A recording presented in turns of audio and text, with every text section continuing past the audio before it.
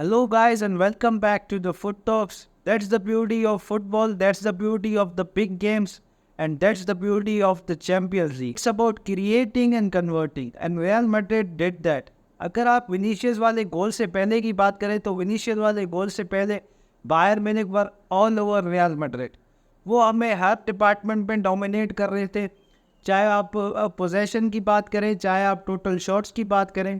Total buyer Munich ने total 6 shots लिए थे और 6 शॉट्स में से 2 शॉट्स ऑन टारगेट थे और रियल मैड्रिड के पास सिर्फ एक ही मौका आया और इस एक मौके में रियल मैड्रिड क्लिनिकल हुई।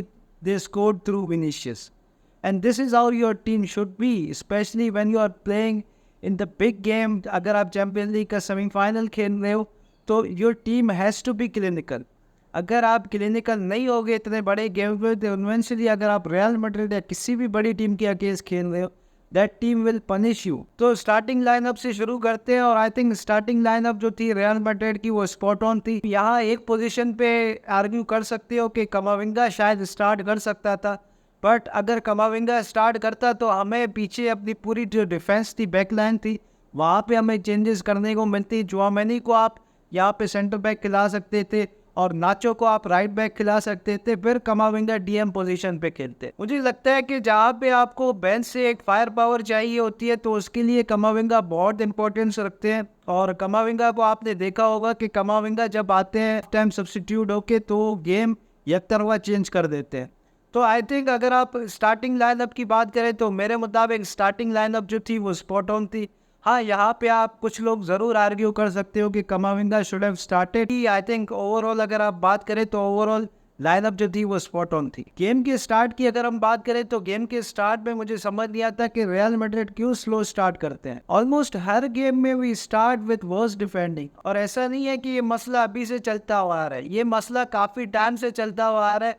और कार्लो एंजेलोटी को रियल मैड्रिड में 3 साल हो गए हैं, बट हमें 3 सालों से हमें यही देखने को मिल रहा है कि हमारे हर बड़े गेम में स्लो स्टार्ट करते हैं। हमारा जो स्टार्ट होता है वो काफ़ी पैथेटिक होता है और एक जो कावर्डनेस जो अप्रोच होती है रियल मैड्रिड की गेम के स्टार्ट में वो हमें देखने को मिलती है।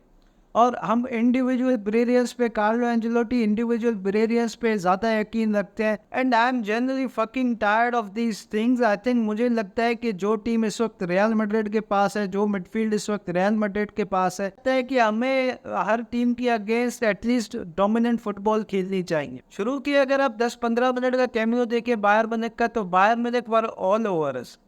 और अगर यहाँ पे आप देखें तो हमने एक अर्ली चांस कंसीड किया था साने को, but fortunately for us Sane didn't finish that. मुझे लगता है कि अगर साने वहाँ पे फिनिश कर जाते तो गेम की जो डायनामिक्स थी वो बिल्कुल ही चेंज हो जाती। तो ऐसा नहीं है कि हमने उसके बाद कमबैक नहीं किया। 10-15 मिनट का जो उनका स्पेल था उसके बाद अगर आप देखें तो हमने एक हाई लाइन मेंटेन की, हमने बॉल को होल्ड किया और आपको मिडफील्ड में कंट्रोल नज़र आ रहा होगा, जिसके बाद we eventually scored that goal. And let's talk about Toni Kroos, man. What an incredible player he is. और टोनी क्रूज के बारे में कैसेमीरो ने एक बहुत अच्छी बात कही थी कि टोनी क्रूज ही है जो डिसाइड करते हैं कि रियल मैड्रिड किस रिदम के साथ खेलेगी। क्योंकि टोनी क्रूज अगर चाहेंगे तो हमारी टीम स्लो डाउन हो जाएगी और टोनी क्रूज अगर चाहेंगे तो हमारी टीम स्पीड अप हो जाएगी। तो ही विल डिसाइड कि रियल मैड्रिड किस रिदम के साथ खेलती है। एंड एब्सोल्युटली अनबिलीवेबल जिस तरीके से टोनी क्रूज ने गेम खेला। स्पेशली मैं यहाँ पे बात करूँगा विनीशियस की फिनिश की। That was a ice cold finish by Vinicius और he step up when we needed him the most. बाकी विनीशियस की अगर आप गोल के बाद देखें तो गेम जो था वो ऑन एंड ऑफ था, but then Sane scored from absolute nowhere and what a world class finish it was from Sane. No offense to Lulin, but these are the games where I miss Thibaut a lot. अगर आप Thibaut की बात करें तो he is never conceding that goal. और यहाँ पे अगर आप लेमार की बात करें तो लेमार was brilliant। ऐसे लग रहा था कि his life was under the line। और जिस तरीके से उसने खेला मुझे पता भी नहीं है कि उसने कितने किलोमीटर्स कवर किए। He was absolutely everywhere। और अगर आप यहाँ पे बात करें तो जो एक स्पेल आया था जो 3-4 मिनट में हमने 2 गोल्स कंसीड किए थे। What a terrible way to concede goals। चलो साने का तो समझ आते हैं, लेकिन उसके बाद लुकास वास्केस का पेनल्टी कंसीड कर जाना। अगर आप अपने दोनों फुल बैक्स की बात करें तो दोनों फुल बैक्स जो हमारे थे वो टेरेबल थे। लुकास वास्केस को एब्सोल्युटली कुक्ड बाय जमाल मुसियाला और यहाँ पे अगर आप मेंडी की बात करें तो Mendy was beaten by injured Gnabry. जैसा कि मैंने अपने कल की लाइव स्ट्रीम में भी कहा था कि मुझे जो स्केयर है सबसे ज़्यादा वो यही है कि हम सेट पीसेस पे कंफर्टेबल नहीं है, और सेट पीसेस जनरली स्केरी थे बायर मुनिख के अगेंस्ट भी। हम सेट पीसेस पे कंफर्टेबल नहीं है, चाहे वो आप डिफेंडिंग की बात करें चाहे वो आप अटैक की बात करें। हम जगह पे काफ़ी ज़्यादा टाइम हो गया है कि हम कंफर्टेबल नहीं है।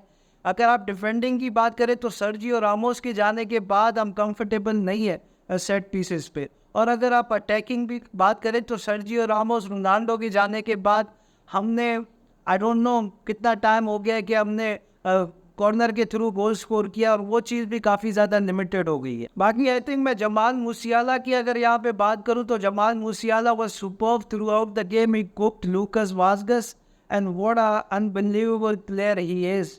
जिस तरीके से उसने पूरे गेम में खेला, he was literally everywhere and he won the penalty for his team. और यहाँ पे अगर आप पेनल्टी को हटा के बात करें तो मेरे ख्याल से रोड्रिगो भी डिसअपॉइंटमेंट होंगे अलोंग साइड जूड बेलिंगम, और जूड बेलिंगम दोनों ने स्टेप अप नहीं किया। रोड्रिगो से जिस परफॉर्मेंस की एक्सपेक्टेशंस थी उस परफॉर्मेंस रोड्रिगो की तरफ से नहीं आई अपार्ट फ्रॉम दैट पेनल्टी। तो अगर मैं ओवरऑल रिजल्ट की बात करूँ तो मेरे ख्याल से एक बहुत अच्छा रिजल्ट है कंसिडरिंग द फैक्ट कि how bad we were at times. और मुझे लगता है कि बायर मुनिख अगर क्लिनिकल होती तो बायर मुनिख इजीली 2 से 3 गोल, 2 गोल तो वो स्कोर कर सकते थे शुरू के 20-25 मिनट पे, बट वो क्लिनिकल नहीं थे। अगर आप इन गेम्स में क्लिनिकल नहीं होगे तो फिर eventually you will be punished by your opponent, and this is what real Madrid did. और जो एक कंफर्टेबल चीज़ है मेरे लिए कि 2-2 के हम ड्रॉज के साथ जा रहे हैं बर्नाब्यू में, और नेक्स्ट जो गेम जो है वो हमारा होम पे।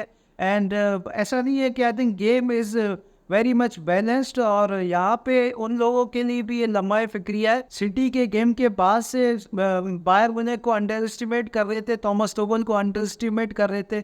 20 मिनट तक तो बायर मुनिख ने हमें कंप्लीट डोमिनेंस दिखाए रखी, और उसके बाद फिर हमने थोड़ा सा उनको बैकफुट पे रखा हमने हाई प्रेस के ज़रिए। आई थिंक अगर आप ओवरऑल गेम की बात करें तो I am happy with the result. अगर हम यहाँ पे जीत जाते तो एक बहुत अच्छा रिजल्ट होता, बट हम ड्रॉ के साथ भी जा रहे हैं तो I am not too sad या एंग्री। मुझे लगता है कि गेम जो है वो बैलेंस है, और सबसे बड़ा एडवांटेज जो है कि नेक्स्ट गेम सैंटियागो बर्नाब्यू में। बाकी do let me know your thoughts guys, what do you guys think about the game. आप लोगों को क्या लगता है कि कार्लो एंजेलोटी को कमाविंगा को स्टार्ट करवाना चाहिए था, या कार्लो एंजेलोटी की जो अप्रोच थी, जो टैक्टिक्स थी, तो क्या वो स्पॉट ऑन थी। बाकी do let me know your thoughts, what do you guys think. तो मिलते हैं नेक्स्ट वीडियो में।